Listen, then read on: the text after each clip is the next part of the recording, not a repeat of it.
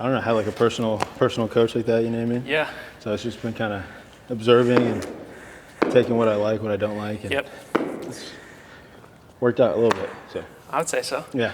I have a few questions from some of my catchers. Ooh, what you got?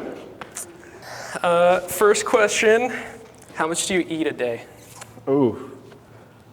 Actually, like, this off-season, not a crazy amount. I tried to limit the amount of times that I spike my insulin. Or my blood sugar whenever you eat, I'm pretty sure it spikes, so I'm trying to limit that. So I usually only eat once or twice a day, but like a really big meal. Interesting. Yeah. Okay. I tried that this offseason and I think it worked. Okay. How much do you lift? Pretty much. Say now versus like when you're in like high school? In high school, it was kind of like whenever we had to lift, there wasn't really that much. It should have been more, for sure.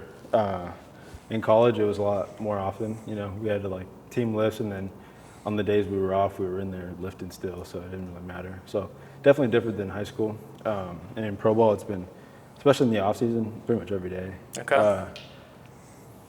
I would say 5-6 times a week. 5-6 times a week? Yeah. Okay.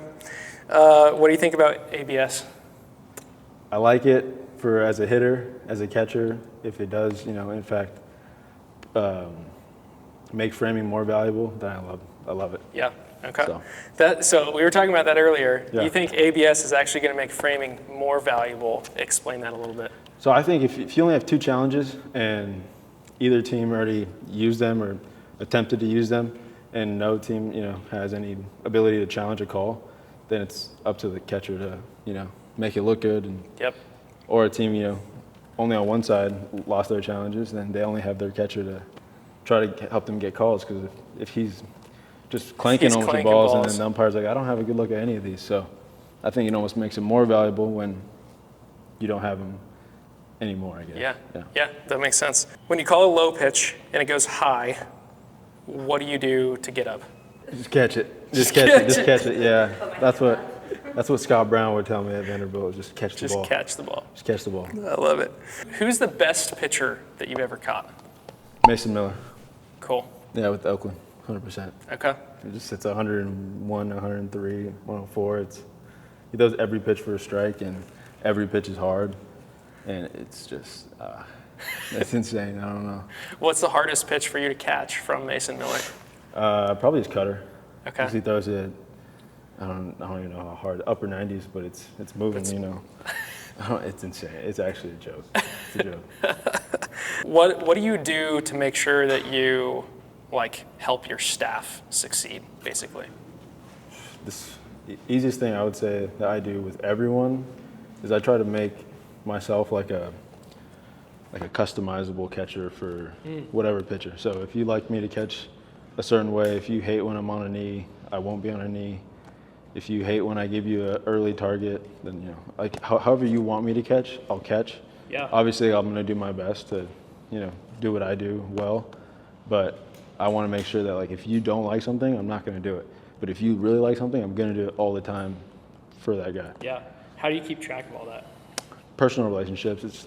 I have a lot of really good personal relationships with the pitchers, so it makes it so much easier to, you know those little things and kind of remember it and stuff like that too. But it also started at Vanderbilt when, you know, I would catch Jack differently than I'd catch Kumar, and they like different things, and it would just, you know, it started from there, just being able to customize myself for them.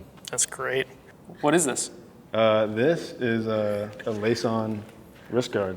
I don't really know who makes it. It's kind of like a generic sports protective company, I think. But yeah, it just comes like that, and then you unlace the glove on the side right here, undo it, and then you just kind of lace it through, and it's like a leather strap. It just protects your wrist. Yeah, it protects your wrist, and it kind of just gives you that, I guess, mental that your glove is not going anywhere, you know? Nice. It's kind of stuck, but yeah, I love it. You can check it out if you want. But Interesting. So when you shape this, you go here, here, here.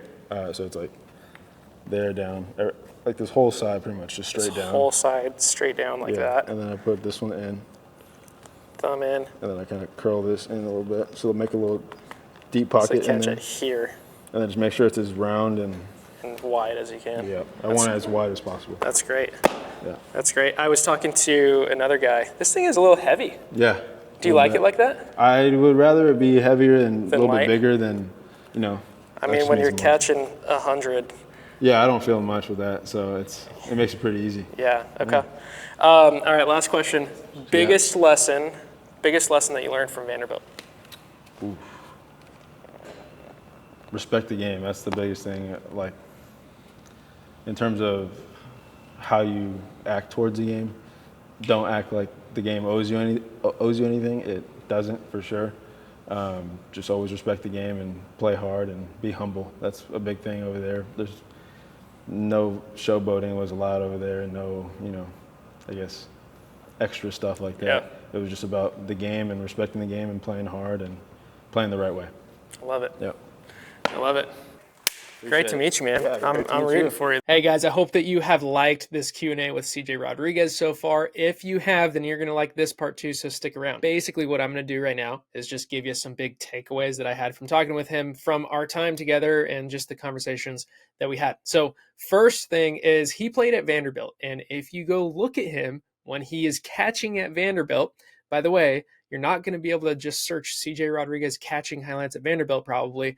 You're probably going to need to search CJ Rodriguez Vanderbilt, find the year that he played there, and then search for pitcher highlights of him catching. Okay, that's like a hack that I learned when I was learning how to catch myself.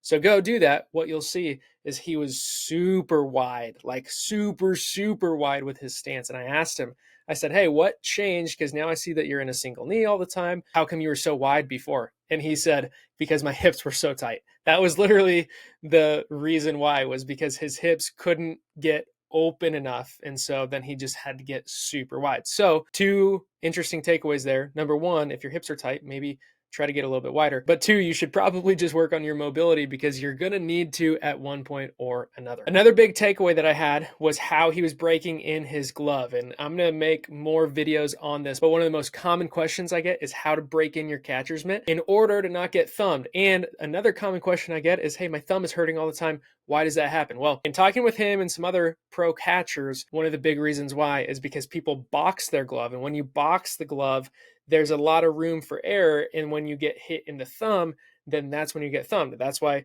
my fingers look like this. It's really important how you break in your glove.